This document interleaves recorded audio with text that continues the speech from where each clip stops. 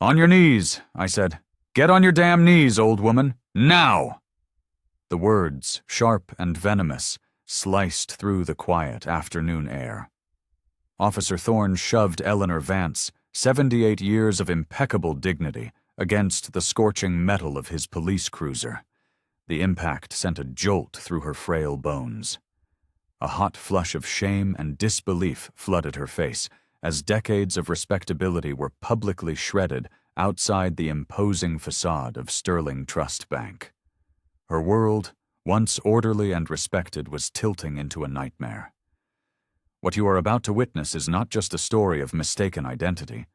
It is a story of power, prejudice, and the shocking moment an entire system was brought to its knees by one woman who refused to be broken. If you believe that dignity is not a privilege but a right, prove it. Hit that subscribe button for Beat Stories right now, because this is a journey you will not want to miss. Thorne, his face a mask of bored authority, snatched her handbag. With a flick of his wrist, he violently inverted it, dumping its neatly organized contents onto the hood of the car.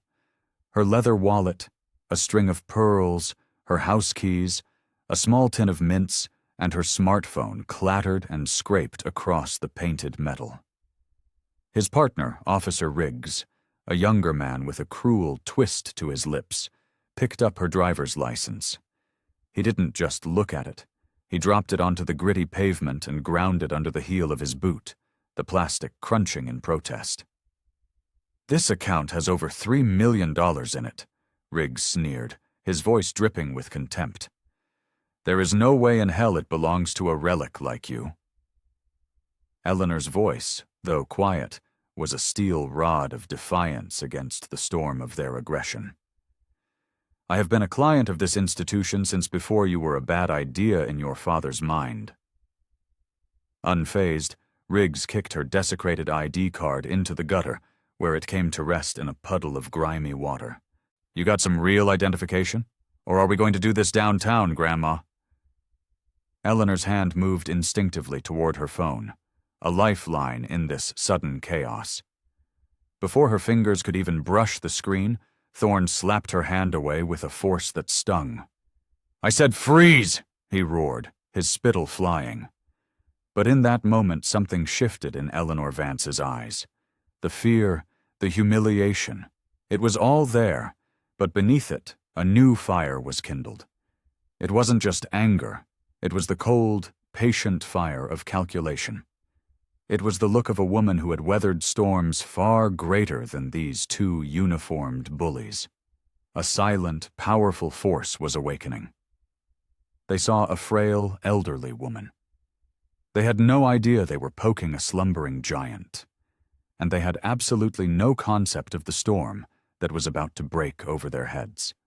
A storm summoned by a single, silent press of a button. Little did they know whose ears were listening, whose fury was gathering hundreds of miles away, waiting for Eleanor's emergency call. The day had begun with such mundane tranquility. Eleanor parked her impeccably maintained 10-year-old Buick in the sprawling lot of Sterling Trust Bank. She took a moment to check her reflection in the rearview mirror. Pearl earrings, a gift from her late husband, were perfectly placed. Her silk blouse was crisply pressed, her silver hair coiled into an elegant chignon at the nape of her neck. She was the very picture of quiet grace. Today was an important day. She was withdrawing the initial seed money, $50,000, to establish a charitable foundation in her late husband's name, a foundation dedicated to supporting the families of fallen soldiers. Inside the bank, the air was cool and smelled of polished marble and money. Customers came and went, greeted with practiced, efficient courtesy. But when Eleanor stepped up to the counter, the atmosphere subtly changed. The teller, a young man named Leo, with a name tag askew, gave her a glance that was less a greeting and more an assessment. "How can I help you?" he asked, his tone lacking the professional warmth he had just bestowed upon the businessman in front of her. "I would like to withdraw $50,000 from my checking account, please," Eleanor stated clearly. sliding her bank card and her driver's license across the smooth counter. Leo's eyebrows shot up into his hairline. 50,000. He picked up her ID, his eyes darting from the photograph to her face, then back again, his suspicion palpable. "Ma'am, this is a very substantial amount," he said, his voice lowering conspiratorially. "Are you absolutely sure you understand what you're asking for? Are you under any pressure to withdraw these funds?" Eleanor, who had managed a multi-million-dollar corporate budget for 2 decades before her retirement, felt a flicker of annoyance. She had held this account for over 40 years. "Young man, I am quite certain I understand the fundamental concept of a banking transaction. Please, proceed." His suspicion, however, was now a contagion. He whispered urgently to his branch manager, Ms. Jennings, a woman with a severe haircut and arms permanently crossed in a posture of preemptive disapproval. She strode over, her heels clicking an authoritarian rhythm on the marble floor. "There appears to be an issue with your request, Mrs." She paused, glancing at the ID with a disdainful sniff. "Vance." Eleanor stood taller, her back ramrod straight. "And what issue might that be?" "We need to perform additional verification," Ms. Jennings declared, her voice loud enough for nearby customers to hear. "These enhanced security measures are in place to protect our clients, especially people like you." The words hung in the air, heavy and loaded. Eleanor's gaze drifted to the adjacent window, where a young white man in a trendy hoodie was completing a withdrawal of a similar size without a single question, his transaction punctuated by a shared laugh with the teller. "People like me," Eleanor repeated silently. "Elderly. Black. A woman alone." She asked the question aloud, her voice dangerously calm. "People like me?" Ms. Jennings ignored the pointed query, her face a mask of bureaucratic indifference. "You'll need to wait over there." She gestured vaguely toward a hard plastic chair in the corner before disappearing into a back office, taking Eleanor's card and ID with her. Through the large glass window of the manager's office, Eleanor watched a chilling pantomime unfold. Mrs. Jennings was on the phone, speaking animatedly while gesturing toward Eleanor. A bank security guard joined her, his eyes locking onto Eleanor, never wavering. He murmured into his own radio, his gaze still fixed, cold, and accusatory. Minutes stretched into an eternity. Then, through the bank's plate-glass front window, Eleanor saw the slow, menacing crawl of a police cruiser pulling up to the curb. Her heart began to pound a frantic, heavy rhythm against her ribs. She clutched her purse tighter, her knuckles turning white. Inside, nestled in a silk-lined pocket, was the retirement gift from her son. It wasn't a fancy watch or a piece of jewelry. It was a small, discreet security fob, matte black and featureless except for a single, recessed button. It was a direct, encrypted link to his personal security detail. She had always considered it an overly dramatic gesture, a symptom of his protective nature. She never, in her wildest imaginings, thought she would need to use it while making a simple transaction at her own bank. As Officers Thorne and Riggs stepped out of their cruiser, their expressions were already set. They had been briefed. They were responding to a case of suspected elder fraud. And in their minds, they had already decided exactly what kind of woman Eleanor Vance was. It certainly wasn't the rightful owner of a $3 million account. The two officers strode into the bank, their presence instantly sucking the air out of the room. The low hum of conversation ceased. All eyes turned. Ms. Jennings emerged from her office, pointing a triumphant finger directly at Eleanor. "That's her." "Ma'am, could you please step outside with us?" Officer Thorne commanded, his hand gesturing toward the door as if he were shooing away a stray animal. Eleanor remained rooted to the spot. "I have done nothing wrong," she said, her voice clear and carrying across the silent lobby. "I am a customer of this bank, attempting to withdraw my own money." Officer Riggs took a step closer, invading her personal space, his sheer size an act of intimidation. "Look, we can do this the easy way, or we can make a big scene. It's your choice, lady." With every eye in the bank boring into her, Eleanor knew she had no real choice.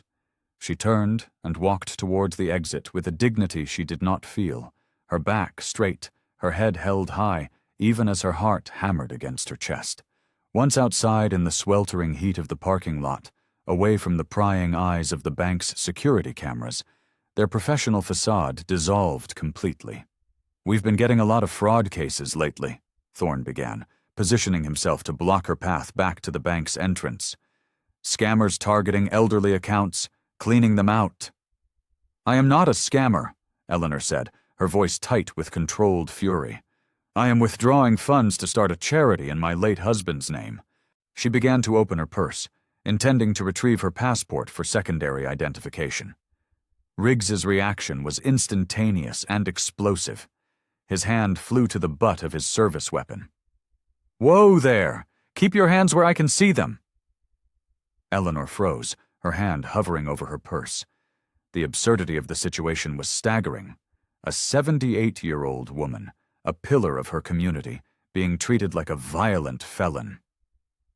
"I am slowly getting my passport," she enunciated each word, as if speaking to a particularly dense child. Thorne watched her every move with the intensity of a predator. She carefully produced the passport, its dark blue cover and gold eagle, a symbol of her lifelong citizenship. Riggs snatched it from her hand, gave it a cursory glance, and scoffed. "Could be a fake. These crews have some damn good forgeries these days." Eleanor's frustration was beginning to boil over. Decades of patience were wearing thin. "Then call my son. His name is Marcus Vance. He will verify exactly who I am." Thorne let out a short, derisive laugh. Yeah. Everybody's got a son who's going to come down and fix everything. Get in line." Inside the bank, faces were pressed against the glass. Customers and employees alike watched the drama unfold. No one stepped outside. No one intervened. Eleanor saw Leo, the young teller, looking deeply uncomfortable, but he remained silent. She saw Ms. Jennings watching with a smug, vindicated expression.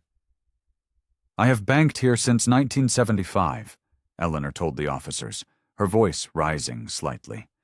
"My late husband and I opened this account with the money he saved from his service in Vietnam." "Right," Riggs sneered. "And I bet you drive a Rolls-Royce too, huh?" A memory surfaced in Eleanor's mind. A conversation with her son just last Christmas. "Mom, the world has changed.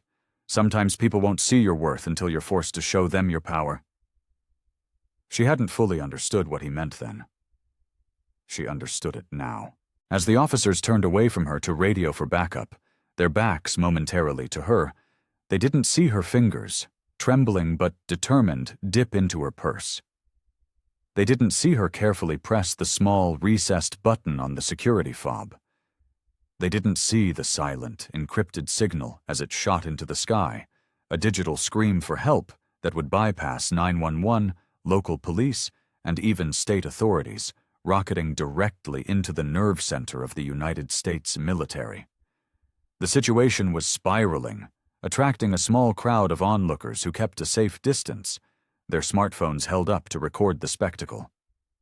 Officer Thorne, his patience gone, formally demanded Eleanor's purse. "We need to check for false identification documents and any other contraband." Eleanor held it tight against her body. "You have no legal right to search my personal belongings without a warrant or probable cause. Obstruction of justice," Riggs muttered to his partner, a grim smile playing on his lips. "That's all the cause I need." They took the purse from her by force. What happened next was an act of pure, calculated humiliation. Thorne dumped the entire contents onto the blistering hood of the patrol car. Her wallet, a packet of tissues, a tube of lipstick, her reading glasses, the silent security fob, and a small, silver-framed photograph of her son, Marcus, in his full military dress uniform scattered across the hot metal surface. As the framed photo slid toward the edge, Eleanor reached for it, a pained cry escaping her lips. Riggs physically blocked her path. Don't touch anything. The frame tipped over the edge and fell to the pavement, the glass shattering with a sickening crunch. Marcus's smiling face looked up at her from behind a spider web of cracks.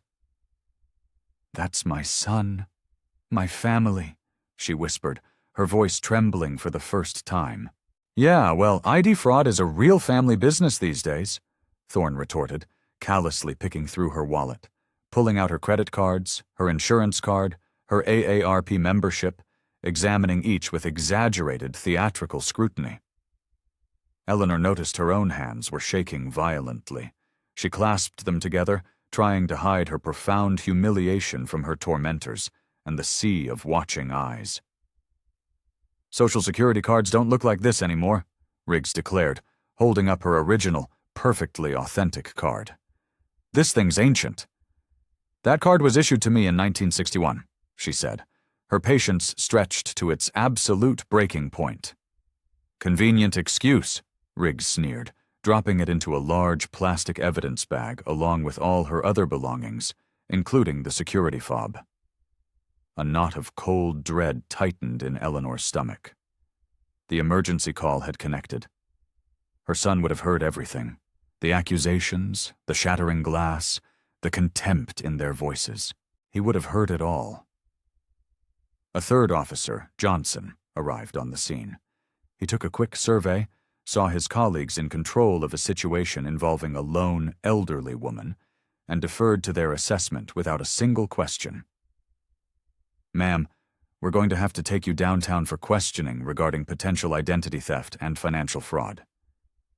Eleanor pulled herself up to her full height, her spine stiffening into a column of pure iron. "I want to speak to my attorney." The officers exchanged amused, incredulous glances. "You have an attorney?" Daniel snickered. "On retainer?" "I do." Eleanor's voice found a new, formidable strength. "And believe me, he is exceptionally good at his job. Have you ever been in a situation where you were judged so completely and unfairly, where your entire life of good character meant absolutely nothing? It's a devastating feeling of helplessness. Tell us your story in the comments below. Your voice deserves to be heard, and by sharing, we remind each other that we are not alone in these struggles." Officer Johnson stepped closer, using his physical presence to intimidate her. "Well, until your exceptionally good lawyer shows up, you'll be coming with us." Eleanor could feel the stares of the onlookers like physical blows. Some were filming, their phones silent witnesses. None of them moved to help.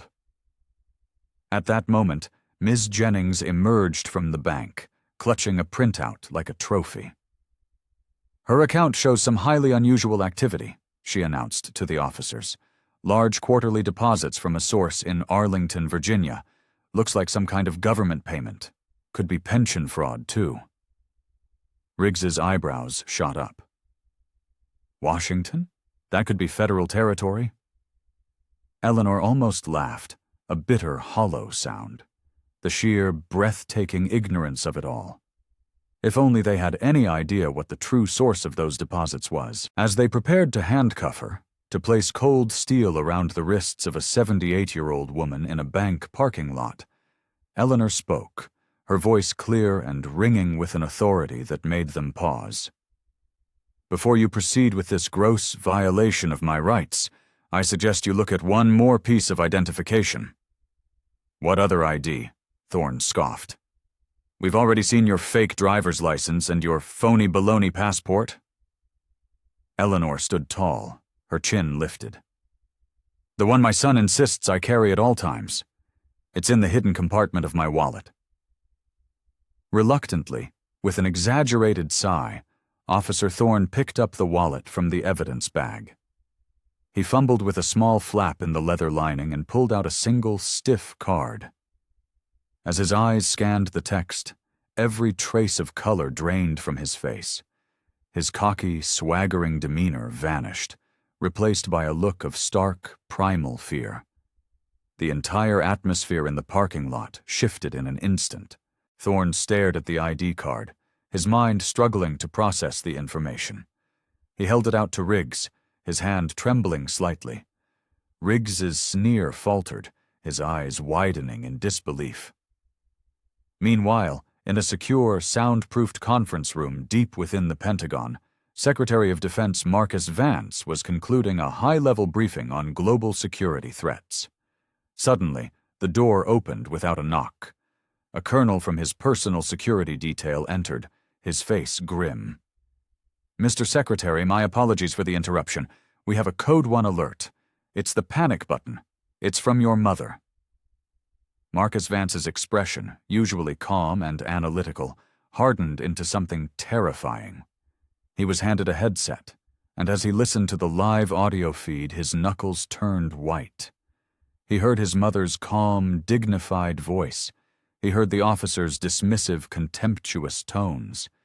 He heard the sound of her purse being emptied, the clatter of her life's necessities on a car hood. And then he heard the sickening crunch of shattering glass. He heard everything. His voice, when he spoke, was deceptively calm, a quiet deadliness that promised a terrible reckoning.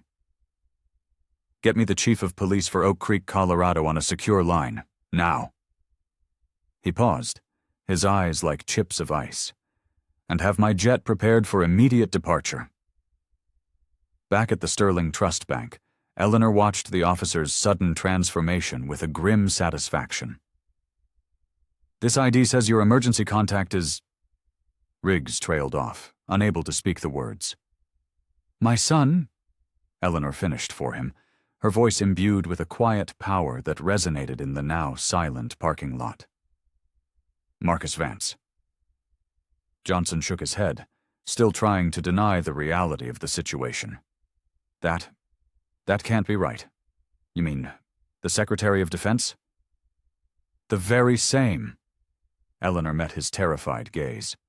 "And I assure you, my son values his family above all else." Thorne fumbled with his radio, stumbling away from the group to make a frantic call. His entire posture had changed from one of aggressive dominance to one of defensive panic. Eleanor used their momentary distraction to take a mental inventory of the damage. Her belongings were scattered and dirty. Her reputation had been publicly assaulted. Her community, the people she had lived among for 50 years, had stood by and watched. And in that moment, she made a silent vow. This would not be brushed under the rug. This would not end with a simple apology. What happened to her today would never, ever happen to anyone else at this bank again. Inside, Ms. Jennings watched the bizarre scene unfold with growing unease. The bank's president appeared at her side, his face a thundercloud. "What in God's name is going on with the police presence out front?" Leo, the young teller, finally found his courage and approached them, his voice trembling. "Sir, her account details, they all check out. I ran the full verification. She's been a premium client for over 40 years. The bank president's face turned a ghastly shade of pale. "And why was I not informed of this immediately?" Leo swallowed hard, glancing at his manager. "Ms. Jennings said she matched a fraud profile." "What profile?" the president demanded, his voice rising to a dangerous growl. Ms. Jennings stammered, She was an elderly woman. She wanted to withdraw a large sum of cash. It seemed suspicious." "Because she's black?" The president finished for her, his voice now a furious roar. Outside, a pale and sweating Officer Thorne returned. His demeanor had undergone a complete and total reversal. "Mrs. Vance," he began, his voice cracking, "it appears there has been a terrible misunderstanding." Eleanor said nothing. She simply stared at him. The time for excuses and explanations had long since passed. We'll just need to verify this other ID, of course, Riggs added weakly. Of course, you will. Eleanor's voice was as cold and sharp as a shard of ice. And while you are doing that, perhaps you can formulate an explanation as to why my perfectly valid passport and driver's license were insufficient until the moment you discovered who my son is. Johnson began hastily gathering her belongings from the hood of the car, handling them with the newfound reverence one might afford religious artifacts. Just then, Thorne's radio crackled to life. The voice that blasted through the speaker was distorted by static, but carried an unmistakable aura of absolute command. Eleanor recognized it instantly. It was Marcus. The officer's face drained of what little color it had left as he listened. Yes, sir. Understood, sir. Right away, sir. The patrol car's flashing lights abruptly shut off. The evidence bag was unsealed. With profuse, fumbling apologies, Eleanor's belongings were returned to her. But it was far, far too late for sorry. 35,000 feet in the air, a military jet carrying the Secretary of Defense banked sharply, changing its course. It was no longer heading back to Washington, D.C. It was heading directly for Oak Creek, Colorado. It was heading for his mother. And it was bringing a day of reckoning that none of these people were remotely prepared to face. News travels at the speed of light in a small town. Within an hour, local news vans, like vultures sensing a kill, began to circle the Sterling Trust Bank. Someone with a smartphone had leaked the story, and the phrase, Secretary of Defense's mother, was a fire starter. Inside the bank, chaos reigned. The branch president was frantically trying to do damage control. Get Mrs. Vance into my office now, give her anything she wants. Coffee, water, my firstborn child. Sandra Jennings protested, still clinging to her shattered justification. But sir, she was trying to withdraw an unusual amount. She is a premium client with over $3 million in liquid assets with this institution, the president hissed, his face inches from hers. And you called the police on her because... Sandra finally faltered. The ugly truth laid bare. She didn't look like she could have that kind of money. The president stared at her, his expression a mixture of disbelief and utter contempt. I will deal with you later. Outside, Officers Thorne and Riggs were receiving increasingly hysterical calls from their superior. Do you have any idea at all, who you have just detained? The police chief's voice boomed through the radio, audible even from a few feet away. The Secretary of Defense himself called this department. The Pentagon called. Eleanor, meanwhile, had calmly taken a seat on a stone bench near the bank's entrance, politely declining all offers to wait inside in a private office. Thank you, but I prefer to remain right here, she told the flustered bank president, where everyone can see what happens next. The officers now hovered nearby, a strange inversion of their earlier roles. They were no longer detaining her. They were now her unwilling, terrified protectors, afraid to leave the scene. Thorne approached her hesitantly, his hat in his hands. Mrs. Vance, we were just doing our jobs. Eleanor looked at him, but her gaze seemed to pass right through him. Your job is to protect and serve all citizens, equally. Riggs joined him, his tone defensive. We had a report of potential fraud. From whom? Eleanor challenged, her voice cutting. From a bank manager who decided, based on nothing but my appearance, that I didn't belong? Neither officer had an answer. More patrol cars began to arrive, not with sirens blaring, but with a funereal slowness. The chief of police himself emerged from the lead car, hastily straightening his uniform before approaching Eleanor with a pained, plastic smile. Mrs. Vance, on behalf of the entire Oak Creek Police Department, I wish to extend my most sincere and profound apologies for this This unfortunate incident. Eleanor's response was measured and devastatingly precise. Unfortunate implies an accident, Chief. What happened here today was a deliberate act of profiling. The Chief's smile faltered. I assure you, we will be conducting a full and thorough internal investigation. So will my son, Eleanor replied evenly. Social media was now ablaze. The partial videos filmed by bystanders had gone viral. The comments poured in, a torrent of outrage. Another case of banking while black. This is what systemic bias looks like. OMG, wait until they find out who her son is. The bank president emerged again, sweat beading on his forehead, his face ashen. Mrs. Vance, please, come inside. We have prepared your withdrawal. Everything is in order. As Eleanor finally stood and walked toward the bank's entrance, a convoy of sleek, black government SUVs with tinted windows pulled silently into the parking lot. The real storm hadn't even begun. The black vehicles formed a silent, intimidating perimeter around the bank entrance. Men and women in dark, severe suits with earpieces emerged, creating a corridor of federal authority that parted the crowd of onlookers and media like the Red Sea. Inside the bank, the branch president was personally counting out Eleanor's $50,000 withdrawal, his hands shaking so badly he had to start over twice. Mrs. Vance, I want to assure you that Sterling Trust values all of our customers, he stammered. This incident is in no way a reflection of our corporate policies. Eleanor accepted the stacks of crisp bills, placing them carefully into her handbag. And yet, she said coolly, it happened in your bank, under your management, on your watch. Ms. Jennings has been removed from customer-facing duties, he offered weakly. Through the blinds of an office, Eleanor could see her gesturing frantically at two people who looked like human resources personnel. Leo, the young teller, approached Eleanor cautiously, his face etched with shame. Mrs. Vance, I am truly deeply sorry. I should have checked your account history before I involved anyone else. I panicked. Eleanor studied his face for a long moment. He was young, clearly frightened, but his apology seemed genuine.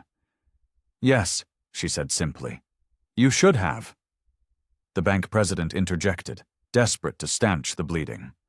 We are, of course, prepared to offer a significant sum as compensation for your emotional distress.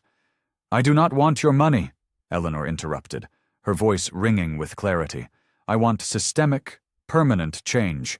A commotion at the entrance drew everyone's attention. The entire bank fell silent as Secretary of Defense Marcus Vance strode through the doors, flanked by his security detail and several aides carrying briefcases. At 6'4", with a presence forged in war rooms and global negotiations, Marcus commanded the room instantly. His tailored suit and deliberate, powerful movements spoke of a level of authority that made everyone else in the room, from the bank president to the police chief, seem small and insignificant. The police chief scurried forward. Mr. Secretary, we are handling the situation. Are you? Marcus's voice was quiet, but it cut through the air like a surgeon's scalpel. His eyes, however, were only for his mother. He crossed the lobby in 3 long strides, the hard mask of his professional demeanor melting away to reveal the raw concern of a son. Mom, are you all right? For the first time all day, Eleanor's formidable composure wavered. A tear traced a path down her cheek. She patted his hand reassuringly. I am fine, Marcus, but I can't help but wonder about all the others who might not have been so fortunate. Marcus nodded, then turned to his team. Full investigation, bank policies, police response protocols, individual actions, hiring practices, everything. One of his aides stepped forward, holding a tablet. Sir, we've already done a preliminary search. We found records of 9 similar complaints filed against this specific branch in the past 2 years. The bank president looked as if he were about to faint. Those Those were all resolved through confidential settlements and non-disclosure agreements, the aide finished. Marcus's eyes narrowed. Not anymore. Officers Thorne and Riggs tried to shrink into the wallpaper, but Marcus's gaze found them. Officers, my team will require your badge numbers, service weapons, and your full, unredacted statements. The local news crews outside had been joined by national outlets.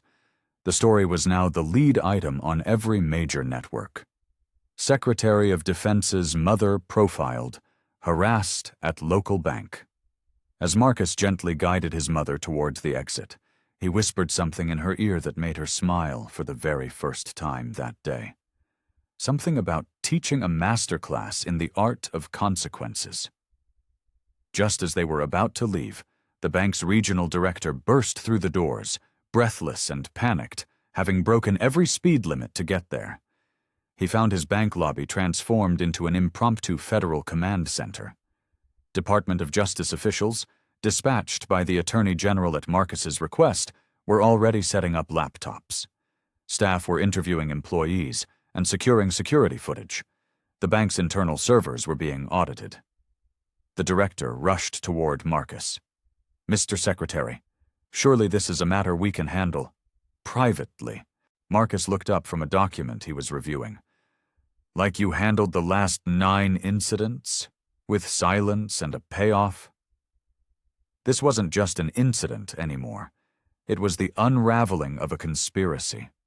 The bank's regional director found himself in a nightmare. His meticulously controlled corporate environment had become a federal crime scene. Department of Justice staff moved with quiet, terrifying efficiency, their presence a stark rebuke to the bank's authority. He watched as Ms. Jennings was escorted into a private room for a formal, recorded interview. Her earlier confidence had completely evaporated, replaced by the pale, trembling fear of someone who finally understands the true magnitude of her mistake.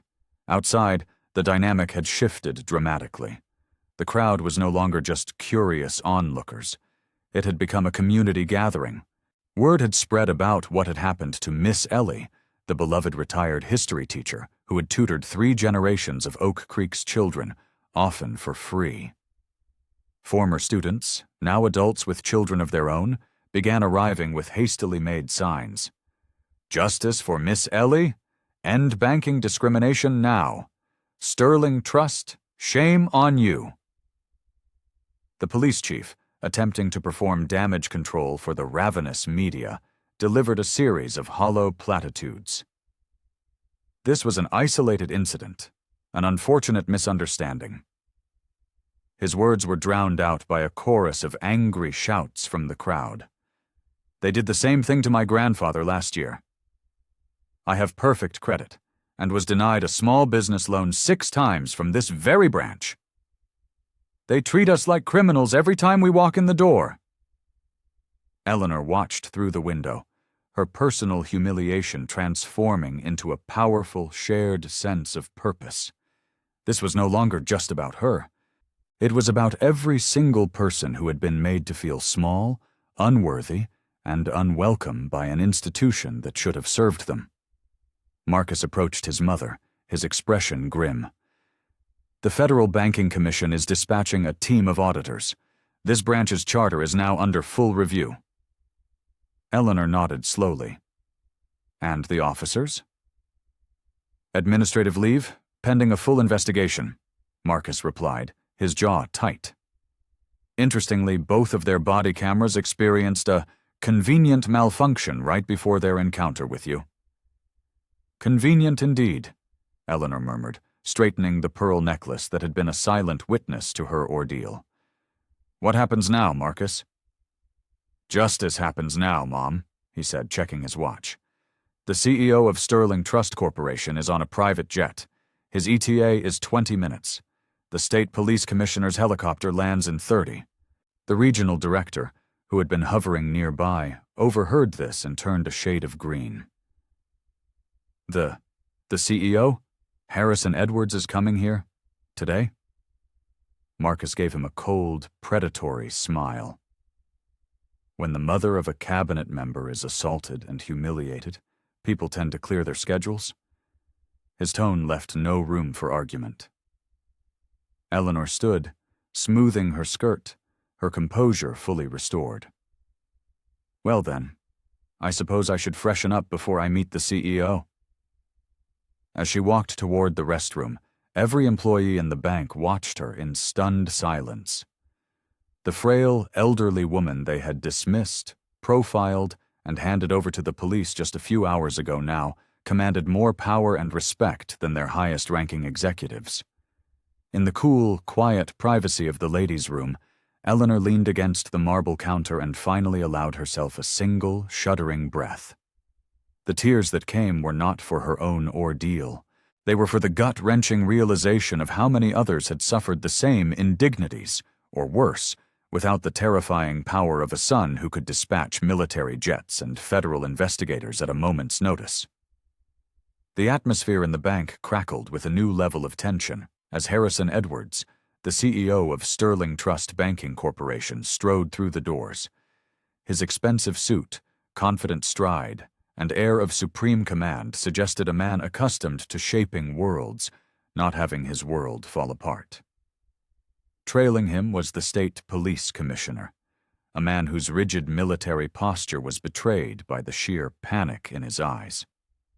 They found Secretary Vance not shouting or making demands, but calmly reviewing a preliminary report with his team. The efficiency of the federal government, when fully mobilized, was a terrifying thing to behold. "Mr. Secretary," Edwards began, extending a hand, "this unfortunate incident—" "It was neither unfortunate nor was it an incident," Marcus interrupted, ignoring the offered hand. "My team has identified 27 similar formally filed complaints across your branches nationwide in the last 18 months alone. God knows how many more were never reported." Edwards faltered, his corporate poise cracking. I was not aware of the specifics." "And that, Mr. Edwards, is precisely the problem," Marcus said, gesturing to a thick stack of files his aides had compiled. "Your bank has a pattern. You settle these cases quietly, bury them under non-disclosure agreements, and you never, ever change the policies or the culture that allows it to happen." At that moment, Eleanor returned, looking as composed and regal as a queen. Edwards immediately turned his attention to her, his expression shifting to one of practiced sympathy. "Mrs. Vance, on behalf of our entire organization, please allow me to offer my deepest, most personal apology for the experience you endured today." Eleanor studied the powerful man before her, her gaze unwavering. "Mr. Edwards, do you have any idea why I was withdrawing that $50,000 today?" The CEO hesitated. I understand it was for a personal family matter." "Partially correct," Eleanor said. She reached into her handbag and retrieved not a weapon, but an elegant, embossed business card. "The General James Vance Foundation, which I am the founder and president of, is establishing a scholarship fund for the children of fallen service members. Today's withdrawal was the first installment." Edwards took the card, his eyes widening in dawning horror as he read the name. Recognition, followed by sheer terror, washed over his features. The General James Vance Foundation was one of the most respected and powerful new philanthropic organizations in the country, with initial assets exceeding $75 million. You're that Eleanor Vance?" His voice was a shocked whisper. "The very same." Eleanor's smile was glacial. "And before my retirement, I was the chief financial officer of Westland Industries for 20 years. The revelation landed in the room with the force of a physical blow. The quiet, elderly woman they had profiled wasn't just the Secretary of Defense's mother. She was a financial titan in her own right, a powerhouse who understood their world better than they did. "I started my career as a bank teller in 1962, Eleanor continued, her voice now commanding the attention of everyone in the room. "I worked my way through night school to get my MBA while raising Marcus alone, after my husband was killed in action. I became the first black female CFO in this state's history. The police commissioner cleared his throat, desperately trying to salvage the situation. Mrs. Vance, I assure you, had our officers known who you were. That is precisely the problem, Commissioner. Eleanor cut him off, her voice sharp as a whip. Respect and dignity should not be dependent on a person's status, their connections, or the name of their son. It is a fundamental human right. Marcus stepped forward, adding another devastating layer to their humiliation. My mother also currently sits on the Federal Reserve's Community Advisory Council. She helped draft some of the very banking regulations that your institution, Mr. Edwards, is required to operate under. The CEO turned visibly pale. And yet, Marcus continued, his voice dropping to a dangerous low, she was manhandled, her property destroyed, and she was threatened with arrest in one of your establishments, because your employees and your local police department made a series of disgusting assumptions based on her age and the color of her skin. Eleanor addressed the entire room, her voice carrying the weight of decades of wisdom and hard-won authority. I could have presented my credentials the moment I was challenged. I could have ended this immediately. I chose not to. It was Sandra Jennings, the manager, who asked the question from the edge of the room where she was being detained. Why? Because, Eleanor said, turning to face her directly, no one should ever need a list of impressive titles to be treated with basic human decency. What happened to me today revealed the truth. It revealed how your system treats ordinary, hard-working citizens every single day. An assistant from the DOJ approached Marcus, holding up a tablet. Sir, the preliminary report is compiled. The data shows a clear pattern of systemic discrimination.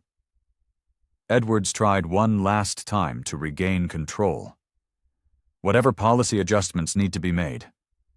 This goes far beyond policy adjustments, Mr. Edwards. Marcus's tone was final. The Department of Justice is hereby opening a formal, nationwide investigation into discriminatory practices at Sterling Trust Bank. The CEO stiffened as if he'd been struck. On what grounds? Violation of the Equal Credit Opportunity Act, the Fair Housing Act, and potentially the Civil Rights Act of 1964. Marcus listed each charge deliberately. And that's before we even get to the gross misconduct of the police. The commissioner interjected. The officers were responding with excessive force, clear prejudicial bias, and body cameras that mysteriously malfunctioned for the precise duration of this one specific encounter. Marcus finished for him. Outside, the crowd had grown into a full-blown protest. Community members were now sharing their own stories of mistreatment with the news crews broadcasting live. Eleanor watched it all, her banker's mind coolly calculating the fallout. Your stock will drop at least 15 points by the opening bell tomorrow, Mr. Edwards. The CEO knew, with a certainty that chilled him to the bone, that she was absolutely right. As Eleanor prepared to finally leave with her son, she turned to the assembled, terrified leadership of the bank and the police department and delivered one final, devastating revelation. By the way, for the past decade, I have served on your bank's National Board of Directors Selection Committee. Your personal term review is next month, Mr. Edwards. 1 week later, the consequences unfolded with the precise, unstoppable force of falling dominoes. Sterling Trust Bank's stock didn't just drop, it plummeted by 18%, wiping out billions in shareholder value. The board called an emergency session. At the Department of Justice, a task force was officially formed. The initial tip line, set up in the wake of the news, received over 200 new, credible complaints against the bank in the first 48 hours. The investigation had gone national. Eleanor, meanwhile, turned her quiet, comfortable home into a command center for community action. She declined interviews with major news networks, instead granting an exclusive to a local high school journalism student whose own grandmother had faced similar discrimination. This was never about revenge, Eleanor explained calmly to the student. It is, and always has been, about reform. Across town, Officers Thorne and Riggs faced a disciplinary board. The malfunctioning body camera footage from dozens of their prior incidents was recovered by DOJ technicians. It revealed a clear and undeniable pattern of aggressive, biased enforcement against minorities, while white suspects in identical situations were treated with professional courtesy. At Sterling Trust's gleaming corporate headquarters, CEO Harrison Edwards faced the unmitigated fury of his board. This public relations disaster has already cost this company more than any fraud case in its history, one board member roared. Major pension funds are threatening to divest. Edwards' defense was weak. How could I possibly know about every incident at every branch? That is literally your job, Harrison, another countered. And Mrs. Vance isn't just a victim. She helped write the rules of the game you've been so spectacularly failing to play. Ms. Jennings, the branch manager who lit the match, was terminated for cause, escorted from the building with her belongings in a cardboard box. Her career in banking was over. Leo, the young teller, received very different news. His honest and courageous testimony about the branch's unwritten profiles and the pressure from management earned him official whistleblower protection and, surprisingly, a transfer to the Corporate Compliance Division, where his perspective was now seen as invaluable. The DOJ investigation expanded, looping in 3 other national banks whose data showed similar patterns of discriminatory complaints. Regulators announced emergency audits across the entire financial sector. Sterling Trust, in a desperate attempt to stop the bleeding, announced a sweeping plan. New implicit bias training, a complete overhaul of transaction reviews, community accountability panels, and a $50 million fund for underserved communities. It was too little, too late. Class action lawsuits were being filed, and the bank's legal team warned the board to prepare for potential 9-figure settlements. At police headquarters, the commissioner resigned. The new protocols mandated that all calls from financial institutions would require supervisor verification before officers were even dispatched. Eleanor, using her considerable influence on financial boards and regulatory committees, began pushing for industry-wide permanent change. Her proposals were radical and simple. Blind transaction reviews where tellers couldn't see customer demographics, powerful customer advocacy offices within each bank that reported directly to the board, not management, and massive investment in financial literacy programs. The General James Vance Foundation announced its new flagship initiative, a national legal aid service providing free support for victims of financial discrimination. In a quiet meeting with Marcus, Eleanor reviewed the investigation's progress. The systemic issues run even deeper than we thought, Mom, Marcus explained. We found their risk assessment algorithms were coded with the same biases. An identical withdrawal pattern would be flagged as high risk if the account holder was a minority, but not if they were white. Eleanor nodded grimly. Technology that has been embedded with the same prejudice as its creators. Exactly, Marcus said. And we found email chains where executives explicitly discussed managing the complaint data to avoid regulatory scrutiny. Any resistance from the other banks? Eleanor asked. Initially, Marcus said with a thin smile, until we showed them the data we had on them. Now they're tripping over themselves to implement voluntary reforms before we compel them to. The fallout continued. Edwards was forced to resign by his board. Thorne and Riggs were fired and would never work in law enforcement again. The Thompson case, as it came to be known, became required reading in business ethics courses and police academies across the country. And as bank executives everywhere scrambled to review their own vulnerabilities, they discovered a chilling fact. Eleanor Vance, a quiet 78-year-old woman, sat on the advisory boards for the regulatory agencies that oversaw nearly every single one of them. 1 year later, the financial landscape was markedly different. Eleanor Vance's ordeal had been the catalyst for a revolution. The Banking Equality Act, drafted with input from Eleanor herself, passed with overwhelming bipartisan support. It codified many of her proposals into federal law. Anonymous transaction reviews became the industry standard. Mandatory public reporting of all service denials was required. First National Bank, under new progressive leadership, had transformed itself. It became a model for community-centric banking, opening new branches in neighborhoods it had previously ignored. Eleanor now chaired the new Federal Financial Inclusion Commission, a regulatory body with the power to enforce the new laws. Law enforcement had also undergone a seismic shift. New training protocols, centered on de-escalation and equitable response, were implemented nationwide. The General James Vance Foundation's Banking Rights Hotline had helped thousands of people, its caseload decreasing each month as the industry's culture slowly but surely began to change. In a quiet community center, Eleanor personally taught a monthly class on financial literacy to senior citizens, helping them navigate the complexities of modern banking. And in a surprising turn of events, the lead instructor for the bank's new empathy training program was Sandra Jennings. After losing her career, she had dedicated herself to understanding her own biases, and her first-hand account of the cost of prejudice proved to be a powerful and transformative teaching tool. 2 years after that terrible day, Eleanor sat in her local Sterling Trust branch. The space had been completely redesigned. It was open, welcoming, filled with natural light. Her grandson, now in his second year of college, sat with her. His tuition was paid for by the scholarship fund established in his grandfather's name, a fund that now supported 15 other students. A young teller greeted her with a warm, genuine smile.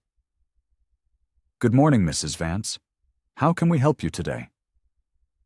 The transaction was smooth, professional, and unremarkable. It was exactly as it should be. Later, as she drove home, she passed the very spot in the parking lot where her life had been turned upside down. The memory no longer held a sting. Where her family photo had shattered on the pavement, a small community garden now grew, planted and tended by the bank's employees. At home, she opened her laptop to work on her memoir, the manuscript nearly complete. It was titled, Banking on Dignity. The evening news featured a story about the Vance effect, detailing how inclusive and ethical banking practices were not only morally right, but were proving to be more profitable, expanding loyal customer bases and rebuilding trust. A message buzzed on her phone. It was from her grandson. "Grandma, my sociology professor used your story as a case study in class today. Your required reading." Eleanor smiled, a deep, genuine smile of peace and satisfaction. She remembered something her own mother had told her a lifetime ago. "True power isn't about making people fear you, my child. It's about making systems work justly for everyone." The lesson endured. Dignity was not negotiable. Justice, when pursued with relentless determination, could lead to a reformation that was more powerful than any revenge. And sometimes, the quietest voice, when speaking the truth, could become the loudest roar. Was Eleanor's journey a powerful one? This is more than just a story. It's a testament to the fact that one person's refusal to be broken can reshape the world. Here at Beat Stories, we bring you these true tales of courage and transformation every single week. Stories that inspire, that challenge, and that remind us of the power we all hold. If you believe in the fight for dignity for all, then prove it. Annihilate that like button. Subscribe to Beat Stories for more narratives that prove the human spirit is an unstoppable force. And make sure you turn on notifications because you won't want to miss what we have coming next Thursday. Now, we want to hear from you. Comment below and tell us about a time you stood up against an injustice, big or small. Your voice is a vital part of this community. You've heard the story. Now, what will you do with it? At Beat Stories, we know that listening is the first step, but action is what changes the world. Subscribe, share, speak up. Because the story isn't over. It's just beginning.